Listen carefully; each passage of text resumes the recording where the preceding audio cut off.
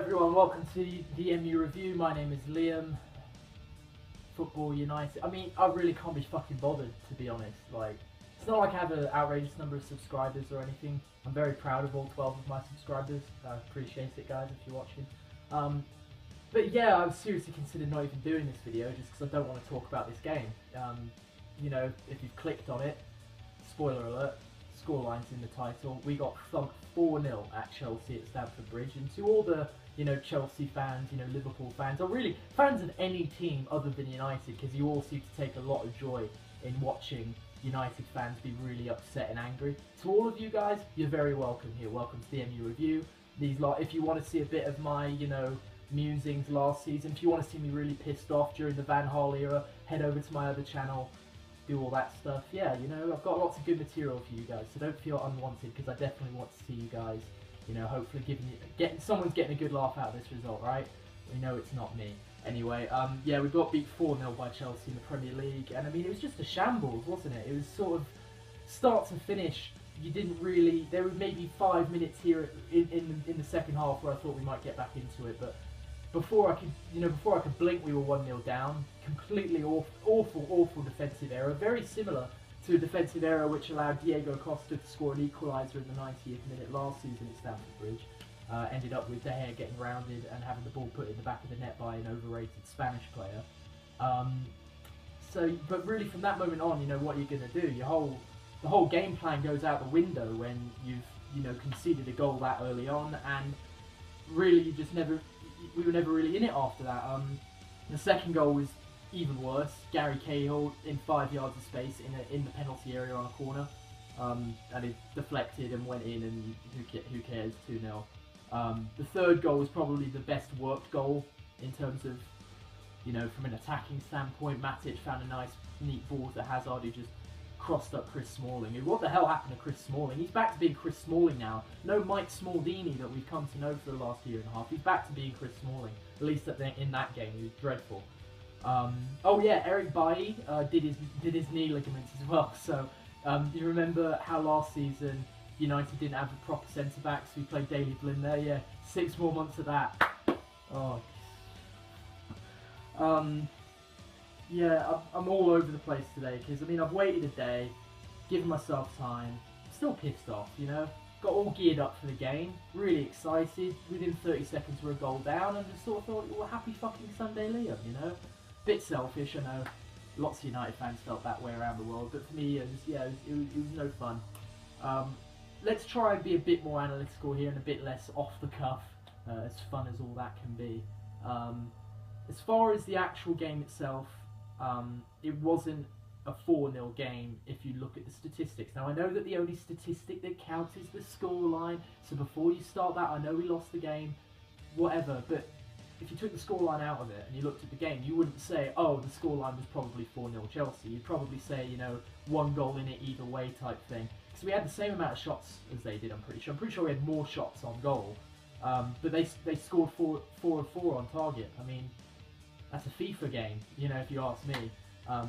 Take nothing away from them, they were clinical, they were up for it. And I do think the lack of European football definitely showed here. I think this is probably the first time that we can really point to the Europa League having had an effect on us. Because, there was this whole article on BBC last year about how, oh, statistically speaking, Europe doesn't actually affect teams, because they make the same amount of points and all that, and they had all these numbers, and they talked about Spurs who played in the Europa League and whatever. Bollocks. It affects everybody. It may not affect your result. You may still win the game, but it affects everybody. And when you come to a situation like this, where we've got a Europa League game at home on the Thursday, granted it was at home, it could have been worse. We could have been off in Turkmenistan for all I know. We were at home. 3 days later, we have a big game against not only a big team, but a big team who isn't in Europe. And that's unusual for the Premier League. Usually your Arsenals, your Chelseas, your, cities, usually those teams are in the Champions League, or at least the Europa League. They're in something. Chelsea had a weird season last year, just like we had a weird season under Moyes, where they were champions and then finished 10th. By the way, really appreciate that. Really solid stuff. Did not want that record as the lowest finishing defending champion, so really appreciate our current manager Jose Mourinho for really setting that going for us. But Chelsea looked fresh, they looked up for it, and that wasn't 100% down to Europe, but I do think the Europa League played a part, because you look how good Pogba and Lingard were on Thursday, granted against Fenerbahce. They should have been able to do more than they did today. They were anonymous, and I don't know, young players. I just have a feeling that might have affected them. We missed Michael Carrick, which is it's stupid that we're still saying that in 2016. How can we take a 34-year-old out of the most stacked midfield in England? I said it, yes, the most stacked central midfield in England, and still say that we needed him when we've got players like Herrera, Pogba, Schneiderlin, Fellaini, bad example. But we still miss Michael Carrick when he's not there. Something has to be done about that. Convert Daley Blind, do something. We can't be dependent on a pensioner to make us perform well in big games. But we needed Carrick in that midfield. We got the system wrong. Fellaini shouldn't have started. It was all a mess. But I will give Mourinho the benefit of the doubt. How can he account for the fact that we were going to be 1-0 down for the whole match? We were behind the whole match. He definitely didn't make his game plan assuming we were going to be chasing the game. That probably fucked us from the beginning. So it is what it is. Let's wash our hands of it. It's a long way back from here, but we've got a better run of fixtures coming up. Next week, we've got Burnley at home. And apart from Sunderland at home, there should not be more of a gimme in this league right now than playing Burnley at home. So we've got to smash them. Not just beating 1-0, we've got to put 5 past Burnley. Then we got a game against Swansea, who are looking a bit revitalised under Bob Bradley. That's on my birthday, actually. FYI. Yeah, those 2 games, really big for us. Sod the Europa League. So, honestly, sod the League Cup. Well, I know we're playing Man City on Wednesday, but I couldn't get, like, if we go out to Man City 1-0, or if we go out on penalties, or if it's a close game and it's just sort of a nothing loss, I don't give a shit. I don't want us to get pummeled. I don't ever want us to get beaten properly by Man City. That's never fun. I don't want us to lose. Don't get me wrong. I'd love us to win and keep going, but who really cares? I'm sitting here and I forgot that there was a Manchester derby on Wednesday because I was already thinking about the next Premier League game, which is Burnley. So if that doesn't tell you about the difference in priorities, at least in my mind, then nothing will. Man of the match, difficult to pick when you lose 4-0, because you can't pick a defender, because obviously, because 4-0. But you can't pick an attacker, because 4-0, you know? So I gave it to Marcus Rashford. He's always good for a shift. I do think he's getting played out of position. I think Jose Mourinho really needs to sack up and drop Zlatan, because I get that, you know, they're friends and all that, but he's not really done much. Yeah, honestly, for about a month, he's not really done anything. You know, he hasn't done anything since he scored that goal against Man City, which is in a losing game.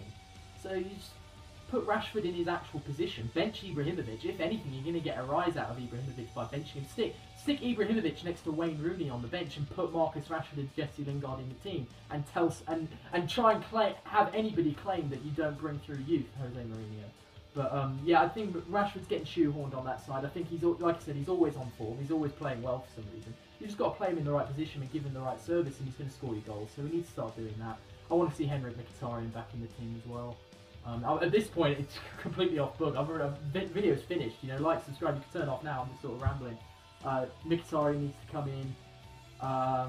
Yeah, obviously Lingard's good, but Mkhitaryan needs to come in. Fellaini needs to fuck off and never come back. I'm just a bit harsh. He's not that bad. He's definitely not for the big game, Marouane Fellaini. Yeah, Eric Bailly doing his ligaments has really buggered our season, potentially. Maybe should have bought another centre-back. But, you know, maybe this is Phil Jones' time to shine. I couldn't even get to that in this straight face. Right, thanks for watching. Been a bit of a mess of a video this week. My other ones are usually more structured. I'll be back in a couple of days to review the Manchester Derby League Cup result, whatever it is, and preview the Burnley game. So thanks for watching. See you next time.